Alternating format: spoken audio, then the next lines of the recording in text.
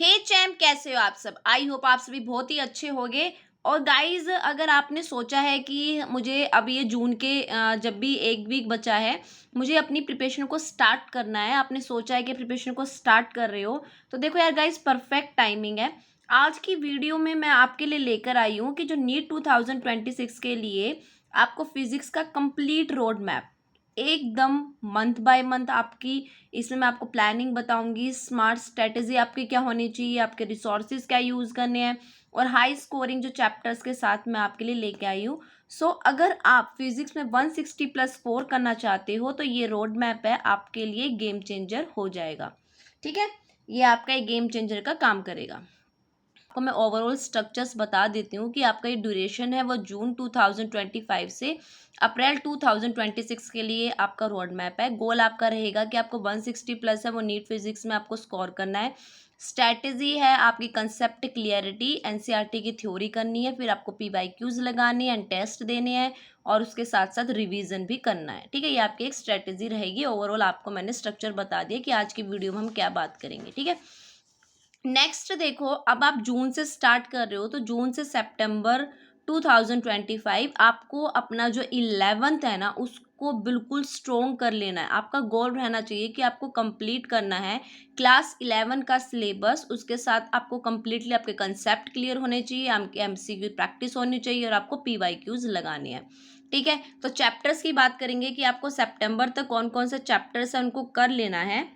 ठीक है, तो इसमें हम बात करेंगे यूनिट एंड डायमेंशन है, काइनेमेटिक्स है, लॉज ऑफ मोशन है, work power and energy, gravitation, mechanical properties, इसमें सॉलिड्स और fluids, thermodynamics, oscillation and waves.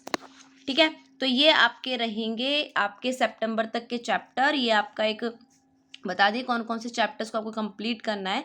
Next हम चलेंगे कि आपका जो वीकली रूटीन है वो क्या रहना चाहिए। तो गाइस ध्यान रखना कि आपको 2 चैप्टर्स है ना वो पर वीक कंप्लीट कर लेने हैं उनकी, उसमें से आपको एक की थ्योरी कंप्लीट करनी है तो एक की आपको एमसीक्यू प्रैक्टिस करनी है।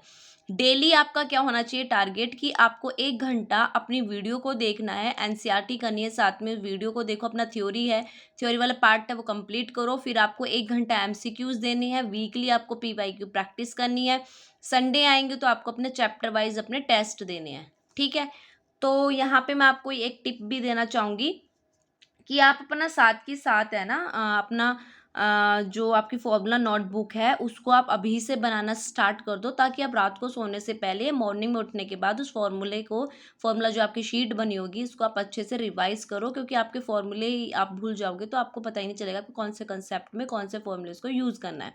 ठीक है, रिसोर्सेज आप क्या क्या यूज़ करो, एनसीईआरटी क्लास 11th है, ठीक है, उसके लिए आप एनसीईआरटी करो, साथ के साथ अपने क्वेश्चन प्रैक्टिस के लिए आप दिशा पब्लिकेशन, एमटीजी एनसीईआरटी है, फिंगर टिप्स है, उसको यूज़ कर लो।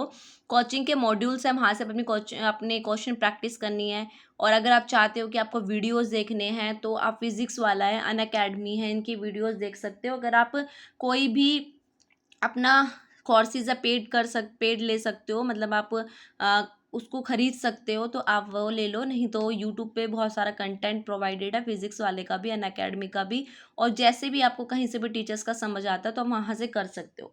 पीवाईक्यूज के लिए जो आपको बुक्स यूज़ करनी है वो डीसी पांडे है, Disha publication and MTG finger tips है, उसको यूज़ करो। ठीक है, आपकी क्वेश्चन प्रैक्टिस के लिए। और ध्यान देना यार, फिजिक्स में न्यूमेरिकल पोर्शन बहुत ज़्यादा ज़रूरी होता है, आपको जितना हो सके आप अपने क्वेश्चन प्रैक्टिस को करते हुए जाओ। ठीक है, अब अक्टूबर से दिसंबर तक आप जब पहुंच जाओगे तो आपको अक्टूबर से स्टार्ट करना है कि अब आपको अपना टाइम है क्लास 12th में देना है। ठीक है, क्योंकि नीट में ज़्यादा स्कोरिंग रखता है तो आपको फिनिश कर लेनी है। आपका गोल रहना चाहिए कि आपको 12th है क्लास का सिलेबस करना है, तो उसके साथ साथ आपको देखो यार, साथ के साथ आपको 11th भी लेते हुए चलनी है। ठीक है, ऐसा नहीं है कि आप कंप्लीटली 12th को कर रहे हो, आपको साइड बाय थोड़ा टाइम निकाल के 11th की एमसीक्यू प्रैक्टिस भी करनी है।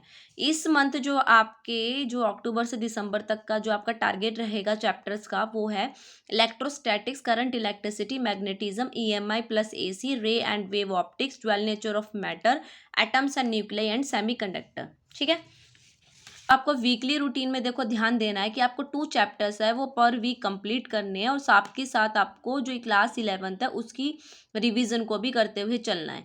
एक मॉक टेस्ट है वो आपको देना है। ठीक है, पर 2 वीक्स में, जिसमें आपको क्लास 11th है और 12th है उसका मिक्स लेके चलोगे। डेली आपको 2 से 3 घंटे हैं वो आपको देने हैं फिजिक्स के लिए, जिसमें आप 1 घंटा अपना थ्योरी पोर्शन करो और अपना 1.5 आवर्स का अपने एमसीक्यूज की प्रैक्टिस करो। और जो आप रिवाइज कर सकते हो, अगर आपको अब स्टार्ट करना है 11th की, भाई बताओ दीदी हम 11th के टॉपिक्स कौन से करें, तो सबसे पहले आप वो देख सकते हो जो आपके लिए डिफ़िकल्ट पोर्शन है, जिसको आपको लगता है कि यार इसमें मुझे ज़्यादा मेहनत करनी है, मेरे को इसमें नीड पड़ेगी पड़ेगी, मैं भूल जाता हूँ, मुझे नहीं समझ में आता है, तो आप वो डिफ़िकल्ट पार्ट है अपना उसको रिवाइज करते हुए चलो, ठीक है। फोकस की बात करें तो आपको मॉडर्न फिजिक्स है उस पर ज़्यादा फोकस करना है, क्योंकि बहुत ज़्यादा स्कोरिंग रखता है।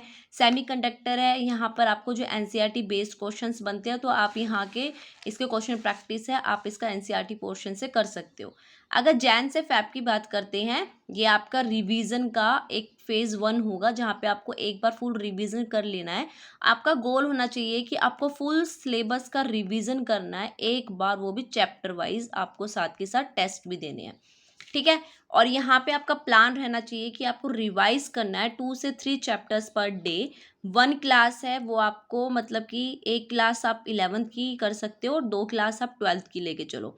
आपको फॉर्मूला चार्ट्स है उसको मेंटेन करना है, आपको वहाँ से फॉर्मूले हैं वो ज़रूर देखने हैं, सॉल्व करने हैं आपको, जो लास्ट 10 ईयर के नीट के पेपर्स हैं वहाँ से क्वेश्चंस को।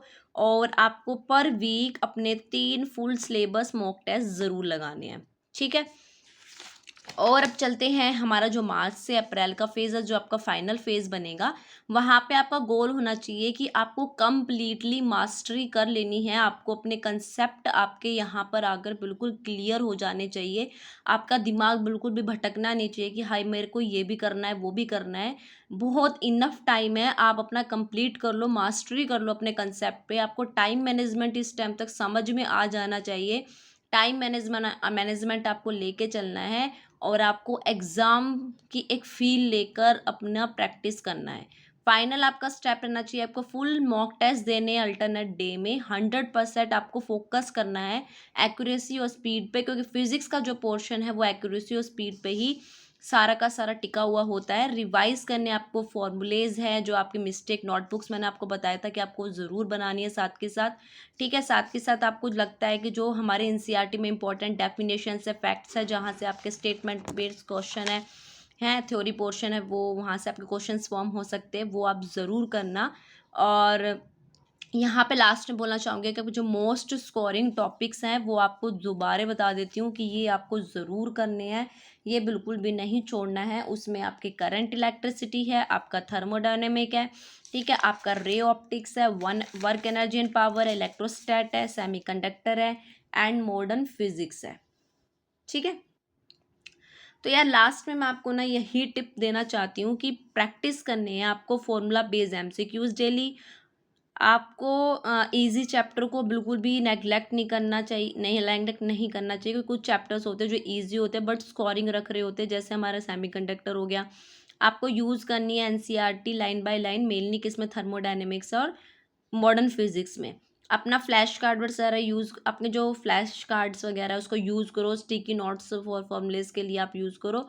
जहाँ पे आपको लगता है कि ये मैं भूल जाता हूँ, ये मेरे लिए बहुत ज़रूरी है, वहाँ पे आप स्टिकी नोट्स का यूज़ कर सकते हो, ठीक है। अपना एरर वेरर पे आपको ध्यान देना है, आपको इम्प्रूव करने हैं, वीक एरियाज़ पे आपको ध्यान देना है, वीकली आप अपने वीक एरियाज़ पे काम करो, ठीक है, ताकि आपकी जो प्रैक्टिस है वो काफ़ी अच्छे तरीके से हो जाए। आपका नीट जो फिज़िक्स का पोर्शन है, फिज़िक्स का जो आप भी आपका रोड मैप है, जो आप चाहते हो कि यार, यहाँ पे एक चीज़ बोलूँगी यार, देखो आपके पास बायो का भी है, केमिस्ट्री का पोर्शन है, ये मतलब मेनली ना फिजिक्स वाले ही रोड मैप था कि फिजिक्स, अगर जिसकी खाली फिजिक्स वीक है, क्योंकि यार अगर आप कंप्लीटली देखना चाहोगे तो कंप्लीटली आपको तीनों सब्जेक्ट्स को लेके चलना होगा, लेकिन यहाँ पे मैंने आपको अभी फिजिक्स का ही बताया है।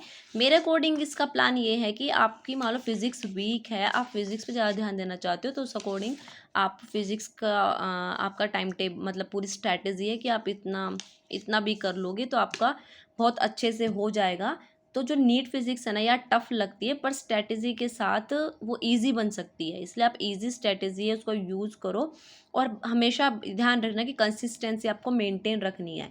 तो ये रोड मैप अगर फॉलो करोगे और देखोगे कि आपकी जो फिज़िक्स है वो स्ट्रॉन्ग बन जाएगी। तो तो एक बार आप इसको फॉलो करके देखना। आई होप ये वीडियो आपकी हेल्प करेगी।